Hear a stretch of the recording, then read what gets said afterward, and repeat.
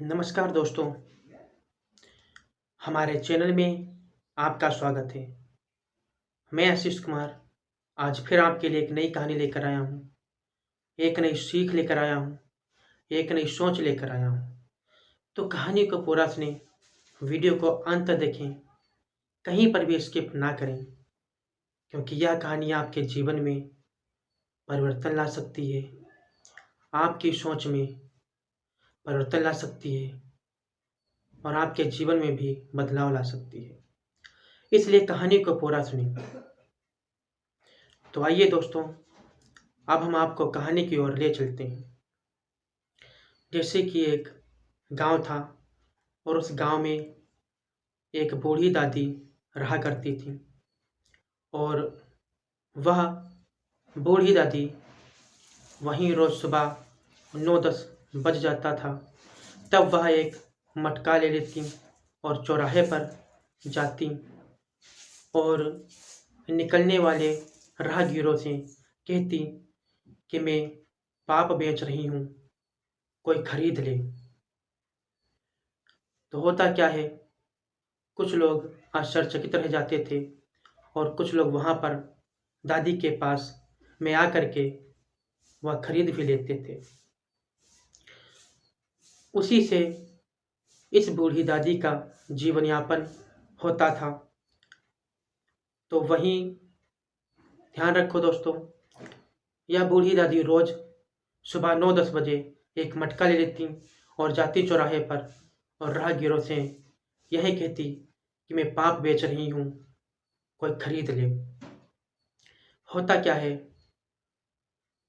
कुछ वर्ष बीतने के बाद एक दिन कबीरदास जी उसी चौराहे पर जाते हैं तो उनके भी कान में एक भनक पड़ती है कि मैं पाप बेच रही हूँ, कोई खरीदने वाला हो तो खरीद ले। तो कबीरदास ने जब यह सुना तो कबीरदास जी उस बूढ़ी दादी के पास में जाते हैं और कहते हैं, कह रहे बूढ़ी दादी, आप यहाँ क्या बेच रही हो? तो वह बूढ़ी दादी कहती हैं कि मैं इस मटके में पाप बेच रही हूँ। तो कबीरदास आश्चर्यचकित हो जाते हैं और कहते हैं, क्या कोई खरीद भी लेता है? तो बूढ़ी दादी कहती हैं, हाँ, बहुत से लोग आते हैं और खरीद कर ले जाते हैं। तो कबीरदास जी और भी आश्चर्यचकित हुए तो उन्होंने कहा कि इसमें आप बेच क्या रही हो, इस मटके के अंदर है क्या? तो उस बूढ़ी दादी ने कहा, इसमें कई प्रकार के पाप हैं। तो कहा, क्या है? तो उस बूढ़ी दादी ने बताया कि इस मटके में शराब है और लोग शराब खरीद कर ले जाते हैं तो फिर वह नाना प्रकार के पाप करते हैं, उनका शरीर भी बर्बाद होता है और पुण्य भी क्षीण होते हैं, कई तरह के उनके पुण्य क्षीण हो जाते हैं। तो कबीरदास ने कहा, ये तो बात सही है कि लोग शराब ले जाते हैं और तरह तरह के पाप कमाते हैं।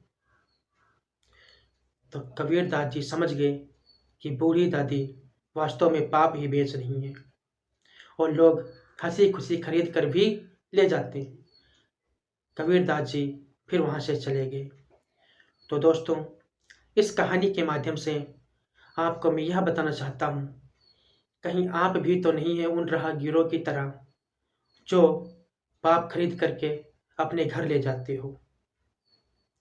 आपके बच्चे भी परेशान होते हैं, बीवी भी परेशान होती होगी और घर परिवार वाले माता पिता जो भी हैं वो भी दुखी होते होंगे।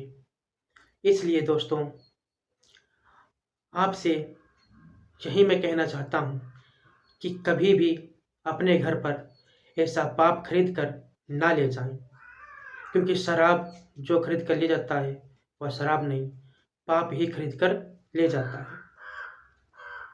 इसलिए दोस्तों, आज से ही आप पीना बंद कर दें। और किसी ने कहा भी है कि पिटती पत्नी बिकते जेवर, छोड़ शराबी ऐसे तेवर। तो आपको शराब छोड़ देनी चाहिए। मैं अगली वीडियो में मिलता हूँ एक नई कहानी के साथ। तब तक के लिए दोस्तों, नमस्कार।